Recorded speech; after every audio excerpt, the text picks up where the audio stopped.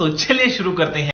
ले बिस्टी খেলাটাকে এবার শুরু করি। रुको जरा, তুই সব কিছু বুঝতে পারছিস सबर তো? करो। হ্যাঁ। बोला তবু धक्का কিন্তু তোকে मुक्की नहीं একবার करने। বুঝিয়ে দিচ্ছি। बात तो सही है। এটা হলো মানুষের গু, এটা হলো পশুর গু, এটা হলো পাখির গু, कहाँ से এটা आते হলো हैं? সত্যি কথা।